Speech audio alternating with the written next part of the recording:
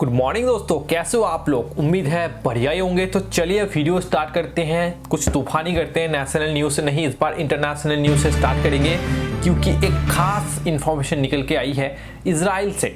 Israel के present नहीं farmer space chief ने कहा है कि एलियन सच में रहते हैं और सिर्फ रहते नहीं हैं, इजराइल और अमेरिका के साथ में वो बातें भी करते हैं और इसके बारे में डोनाल्ड ट्रंप को ऑलरेडी पता है। कुछ ठोस प्रूफ के साथ में उन्होंने स्टेटमेंट नहीं दिया, बस ऐसे ही बोल दिया।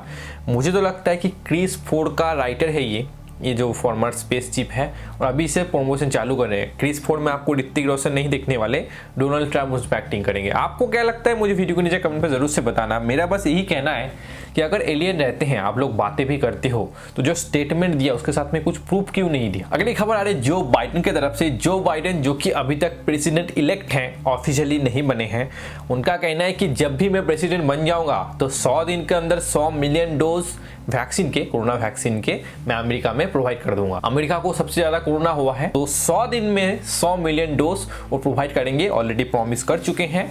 ये देखने वाली बात होगी कि ये प्रॉमिस हमारे देश के पॉलिटिशियन जैसे होती है या फिर सही में वो 100 मिलियन डोज दे पाते हैं। नेक्स्ट न्यूज, अरे नेशनल न्यूज। फार्मर और गवर्नमेंट के बीच में दिसंबर 9 तारीख को जो मीटिंग होने वाली थी वो मीटिंग हो नहीं पाई क्योंकि उसके एक दिन पहले फार्मर के यूनियन के कुछ लीडर्स ने अमित शाह और कुछ पॉलिटिशियन के साथ में मीटिंग करी थी। गवर्नमेंट ने कहा था कि हम आपको लिख के देते हैं कि जो एमएसपी है, मिनिमम सपोर्ट प्राइस, उसके नीचे कोई भी आपका फसल नहीं खरीदेगा। लेकिन फार्मर्स का मांग है कि हमें ये सब रिटर्न में नहीं चाहिए। जो 3 नए नियम आप लोग लाए हैं उसको विथड्रॉ कीजिए फालतू में, नहीं तो जो हम लोग प्रोटेस्ट कर रहे हैं उसको और भी ज्यादा इंटेंसिफाई करेंगे, दिल्ली को पूरी तरह से ब्लॉक कर देंगे। और फार्मर के कुछ लीडर्स का कहना भी था कि गवर्नमेंट के बातें सुन के या फिर उनको देख के लग नहीं रहा कि वो जो रूल लाए हैं उसको विथड्रॉ करने वाले हैं, तो हम जो है प्रोटेस्ट को कंटिन्यू करेंगे और जब तक जो नए नियम लाए गए हैं उसको उठा नहीं लिया जाता तब तक ये प्रोटेस्ट और भी ज्यादा इंटेंसिफाई होता जाएगा। अगली खबर आ रहा है नेशनल एजुकेशन पॉलिसी को लेके। नेशनल एजुकेशन पॉलिसी जो कुछ दिन पहले निकाला गया था, पूरे इंडिया के एजुकेशन सिस्टम को बदल दिया गया था। अभी उसी के रिगार्डिंग एजुकेशन मिनिस्ट्री ने कुछ नए नियम लाए हैं। उनका कहना है कि क्लास 2 तक के बच्चों को आप लोग घर में होमवर्क नहीं दे सकते, आप उनको क्लास में ही पढ़ाइए। वो लोग छोटे बच्चे होते हैं, वो घर में बैठ के होमवर्क नहीं कर सकते, उनके अंदर पेशेंस नहीं होगा। आप क्लास 9 से लेके 12 क्लास के बच्चों को हर दिन में 2 घंटे होमवर्क दीजिए। और जो बैग का वेट है, जो बैग स्टूडेंट लोग कैरी करते हैं, उसका भी वेट को वो लोग स्पेसिफाई कर दिए हैं। उनका कहना है कि क्लास 2 तक के बच्चों का स्कूल बैग का वेट 2 kg या फिर उससे ऊपर का नहीं होना चाहिए। उसके बाद में जो लोग भी हैं उनका बैग का वेट उनके बॉडी वेट के 10% से ज़्यादा नहीं होना चाहिए। ऐसे बहुत सारे पेरेंट्स होते हैं या फिर स्कूल में आपको बहुत सारा होमवर्क दिया जाता है, एक एक सब्जेक्ट का 2-2 कॉपीज बना दिया जाता है और बैग का वेट जो है स्टूडेंट के वेट के बराबर हो जाता है। अगली खबर आ रही है हेल्थ मिनिस्ट्री की तरफ से। हेल्थ मिनिस्ट्री ने एक प्रायोरिटी लिस्ट निकाली है। वैक्सीन अभी तक आई नहीं, लेकिन अगर इंडिया में वैक्सीन आती है तो सबसे पहले किन लोगों को दिया जाएगा उसका एक प्रायोरिटी लिस्ट निकाला गया है। सबसे पहले 1 करोड़ हेल्थ वर्कर जो कि हॉस्पिटल में काम करते हैं उनको दी जाएगी। उसके बाद में 2 करोड़ स्पेशल फ्रंटलाइन वर्कर्स जो हैं, पुलिस वाले, म्यूनिसिपल वर्कर, उनको दी जाएगी। उसके बाद में 27 करोड़ लोग जिनका उम्र 50 या फिर उससे ज़्यादा का है उनको दी जाएगी। बाकी उसके बाद में जितने भी लोग बच्चे होंगे उनको दी जाएगी। मतलब गवर्नमेंट का कहना है कि जिसको भी वैक्सीन ज़रूरत होगा हम देंगे, लेकिन ये जो मैंने आपको बताया फ्रंटलाइन वर्कर्स, हेल्थ वर्कर्स, उसके बाद में ओल्ड एज लोग, इनको सबसे पहले दी जाएंगी।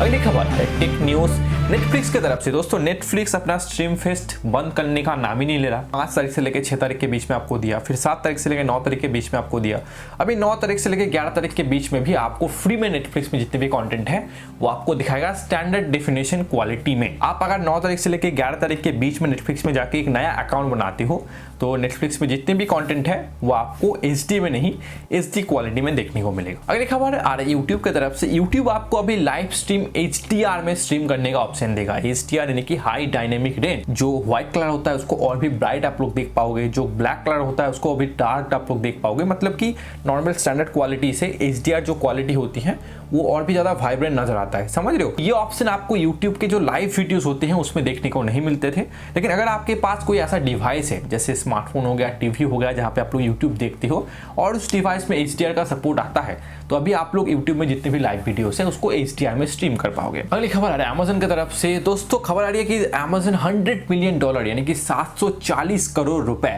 एपोलो फार्मेसी में इन्वेस्ट करने वाला है। कुछ दिन पहले खबर आ रही थी कि रिलायंस ऑलरेडी नेटमेट्स में कुछ स्टेक होल्ड कर लिया है।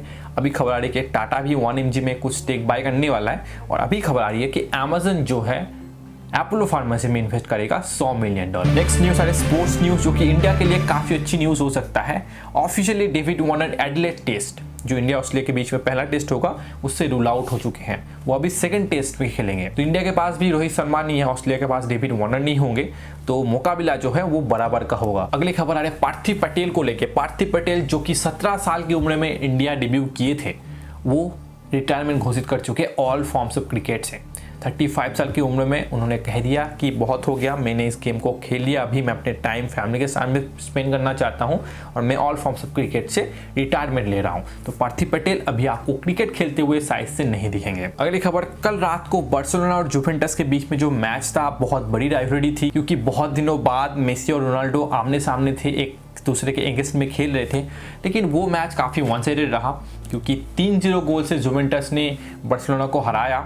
2 गोल पेनल्टी के द्वारा स्कोर किया, एक नॉर्मल गोल था, और बार्सिलोना ने कोई भी गोल स्कोर नहीं कर पाई। नेक्स्ट न्यूज़ है एंटरटेनमेंट के सेक्शन से। कृति सनोन, फेमस बॉलीवुड एक्ट्रेस, उनका कोरोना टेस्ट पॉजिटिव आया है। वो चंडीगढ़ में राजकुमार राव के साथ में शूटिंग कर रहे थे, फिर वो शूटिंग को रैप अप करके मुंबई आए, लेकिन मुंबई आते ही उनको पता चल गया कि उनके अंदर कोरोना है। उन्होंने ऑफिशियली कह दिया है कि मेरा हेल्थ अभी ठीक है, लेकिन मैं कोरोना पॉजिटिव हूँ।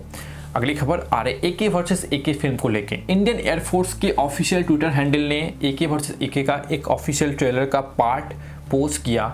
उसमें अनिल कपूर इंडियन एयरफोर्स के यूनिफॉर्म को गलत तरीके से पहने हुए थे और उसे पहनते हुए गाली गलौज कर रहे थे, और ये चीज़ इंडियन एयरफोर्स को पसंद नहीं आई और उन्होंने कहा कि ऐसे आप नहीं कर सकते, इससे इंडियन एयरफोर्स में काम करने वाले सभी मेंबर्स के फीलिंग्स हर्ट हो सकती हैं। इन सब चीज़ों में एक अच्छी बात यही है कि अनिल कपूर ने ऑलरेडी इंडियन एयरफोर्स से माफ़ी मांग ली है। ऑफिशियली उन्होंने कह दिया है कि मैं किसी के भी फीलिंग्स को हर्ट नहीं करना चाहता था, हमसे गलती हुई है, हम अपने गलती को सुधार लेंगे। चलिए, मुझे मेरी वीडियो आपको बहुत पसंद आया होगा। हम मिलते अगले वीडियो में, तब तक के लिए खुश रहिएगा।